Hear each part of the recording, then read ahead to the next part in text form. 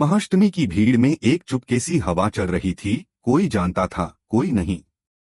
ठाकुर जी की खामोशी में अब घृणा और एक चालाक योजना की गूंज थी। श्यामल और ठाकुर जी ने मिलकर उस दिन के लिए साजिश बुन ली थी। अहाना को बेइज्जत करना ही उनका मकसद था। अगर भोग गायब हुआ और शक अहाना पर गया तो लोग उसी बहाने उसे दोषी ठहरा देंगे। घर से उसे बाहर निकालना आसान हो जाएगा। और श्यामल जैसे लोग इस तरह के कामों में माहिर थे, बोलने में नम्र पर चालों में तेज। पोल्टू जो खुद कुछ अवहेलना और ईर्ष्या की आग में जलता था, श्यामल की बातों में आ गया। उसे लगा कि अहाना की वजह से उसकी जगह छीन ली गई है। इसलिए उसने बिना ज्यादा सोचे समझे भोग चुराने की हिम्मत कर ली। महाअष्टमी के उस व्यस्त समय में जब सब मंदिर की आरती में मग्न थे, पोल्टू रसोई में घुसा। उसने बड़ा सा हांडा उठाया और पीछे के दरवाजे से निकल पड़ा। उसके कदम जितने तेज थे उतना ही दिल खींच रहा था, पर लालच ने उसे और पीछे न देखा। वो भूल गया कि मोहल्ले में हर किसी की आंखें नहीं होती, पर कैमरा वाला फोन हर जगह हो सकता है। मिट्टी मोहल्ले की नटखट लड़की अपनी मासूमियत में पूजा का वीडियो बना रही थी। वह केवल भक्ति के भाव और रंग-बिरंगे दर्शन कैद कर रही थी, पर उसकी रिकॉर्डिंग ने एक और सच्चाई भी छीन ली थी। पोल्टू का चेहरा, उसका हाथ और वह भोग उठाकर भागते हुए साफ दिख रहा था। मिट्टी ने सोचा भी नहीं कि उसका वीडियो किसी सबूत की तरह बन जाएगा। उसने बस रिकॉर्ड किया और फोन की गैलरी में सेव कर दिया। जब भोग गायब हुआ तो मोहल्ले की महिलाओं के चेहरे पर चिंता जम गई। दुर्गा देवी ने तुरंत अहाना से पूछा, हांडिया कहाँ है? अहाना का चेहरा पलक झपकते ही सख्त हो गया। उसने दिल पर हाथ रखकर कहा, मां जी, हांडिया चोरी हो गई है। मैं समझ नहीं पा रही कि किसने किया। उसकी आवाज में दम था, पर आंखों में उठता सवाल भी था, किसने और क्यों? ठहराव नहीं, पर दृढ़ता थी कि पूजा अधूरी न रहे। अहाना ने हार नहीं मानी। उसने तुरंत अपनी तीनों दीदियों को बुलाया और बिना शिकवे के काम संभाला। वे देर तक रसोई में जुटी, हाथ थके पर मन अटल रहा। नया भोग बना, कन्याओं को खिलाया गया और मोहल्ला फिर से भक्ति में डूब गया। पर इस बीच श्यामल और ठाकुर जी की साजिश का इरादा पूरा नहीं हुआ था। उनका मकसद अहाना को बेइज्जत करना था और पोल्टू इस खेल का हवाला था। ठाकुर जी ने लोगों में शक घोंपने की पुरानी आदत से काम लिया। उन्होंने चुपके से अहाना पर इल्जाम लगाना शुरू कर दिया कि वह घटिया तरीकों से पैसे जुटाकर पूजा कर रही है। इस प्रकार के शब्दों का असर तेज होता है। लोग सुनकर सोचने लगते हैं और बिना सोचे समझे मुंह खोल देते हैं। लेकिन नेति ने कुछ और तय कर रखा था। मंजली दीदी अहाना की बड़ी बहन के हाथ अचानक मिट्टी का वीडियो लग गया। जब उसने उस क्लिप को प्ले किया तो उसने वही देखा जो सच में हुआ था। मंजली का चेहरा सख्त हो गया। उसे अहाना की बेइज्जती सहन नहीं थी। उसने सोचा, मैं खुद कितनी बार पोल्टू को समझा चुकी हूँ, पर उसने सुधरना नहीं चाहा। अब न्याय का समय आ गया था। अगले सुबह अहाना ने साहस से वीडियो सबके सामने दिखा दिया। मोबाइल स्क्रीन पर पोल्टू साफ दिख रहा था, भोग उठाता, भागता। जैसे ही क्लिप खत्म हुई, कमरे में एक सन्नाटा छा गया। जो लोग श्यामल और ठाकुर जी की बातों में आ चुके थे, उनकी आंखें फैल गईं। दुर्गा देवी की ठंडी नजरें पोल्टू पर टिक गईं। पोल्टू के पैर जमीन से उतर गए। वह बोला, देवी माँ, मुझसे गलती हुई, मुझसे बहुत डर था, पर यह सब अब समय का बहाना था। दुर्गा देवी ने न केवल पोल्टू को डांटा, बल्कि ठाकुर जी को भी निहार कर कहा कि उन्होंने जिस तरह बिना प्रमाण के अपनी बहू पर लांछन उड़ाया, वह कायरता थी। उनका घर, जो संस्कारों का प्रतीक होना चाहिए था, उस दिन अपने ही झूठ की जाल में फंसा नजर आया। ठाकुर जी की उस अकड़ को जनता ने देखा और वही अकड़ उनकी कमजोरी बन गई। जब दिए दीपक की रोशनी में सच आया तो समाज ने भी फैसला सुना दिया, ठाकुर जी और पोल्टू को उस घर में रहने की इजाजत नहीं रहेगी। पोल्टू को जो परिणाम से भाग नहीं सकता था, भारी होकर बाहर निकाल दिया गया। उसे धक्के देकर घर से बाहर निकाला गया। न तो किसी ने चिल्लाया, न कोई तमाशा बनाया, बस कठोरता की वह भाषा अपनाई गई जो किसी के अहंकार को मिटा दे।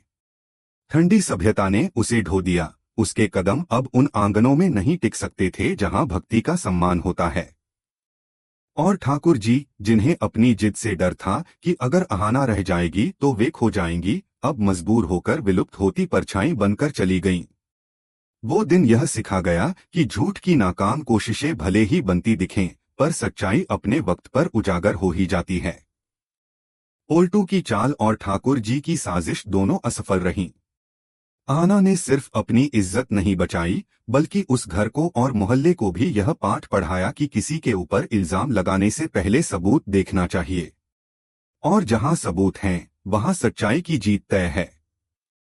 अब दर्शकों के लिए बस यह देखने की उत्सुकता बची थी, दुर्गा देवी इस न्याय के बाद पोल्टू को किस तरीके से सजा देंगी और ठाकुर जी का क्या अंजाम होगा।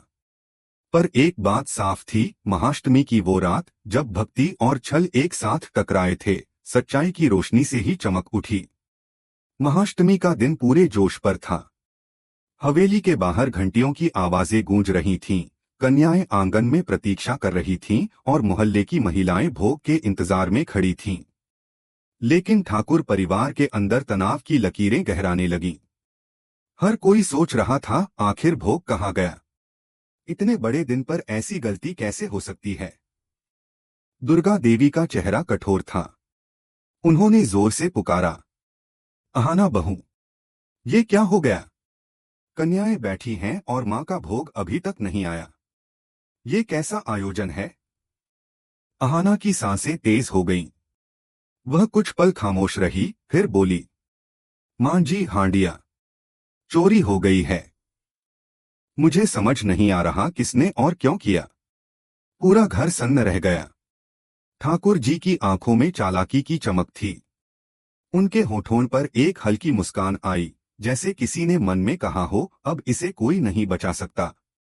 उन्हें पूरा विश्वास था कि अब सबका शक अहाना पर ही जाएगा।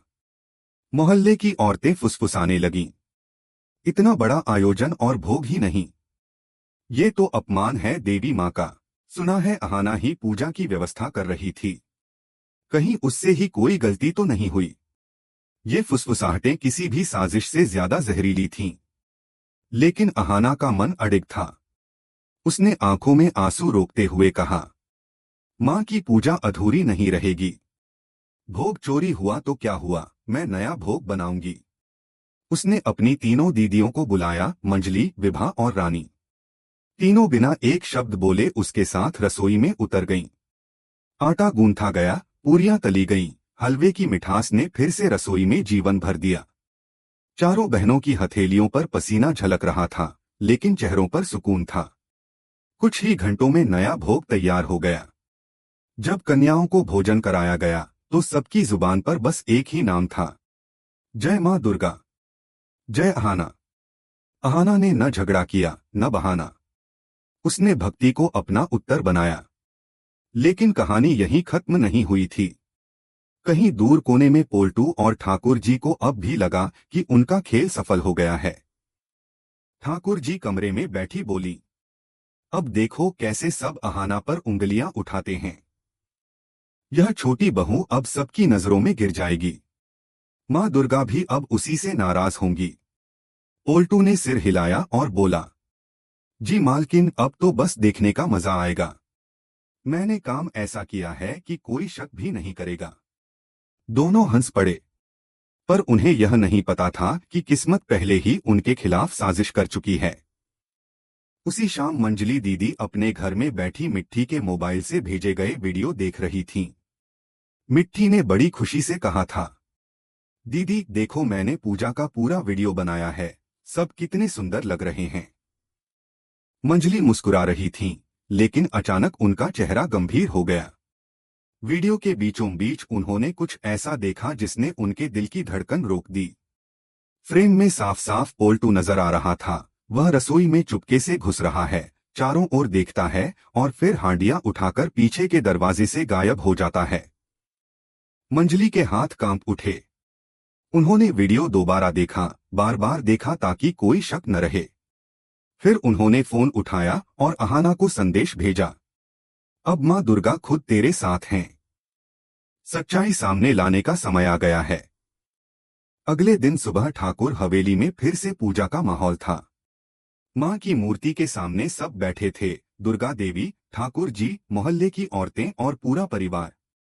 अहाना ने शांत स्वर में कहा, मां जी, मैं सबको एक बात दिखाना चाहती हूँ। जो कुछ हुआ उसका सच। वह आगे बढ़ी, टीवी चालू किया और मोबाइल जोड़ा। कमरे में हल्की सी फुसफुसाहट हुई और फिर स्क्रीन पर वह वीडियो चलने लगा। सभी की नजरें वहीं टिक गईं। पोल्टू का चेहरा साफ दिख रहा था। वह चुपके से रसोई में घुसा, भोग उठाया और भाग गया। वीडियो खत्म होते ही पूरे घर में खामोशी छा गई। दुर्गा देवी की आंखें क्रोध से लाल हो गईं। उनकी आवाज आकाश की तरह गूंज उठी।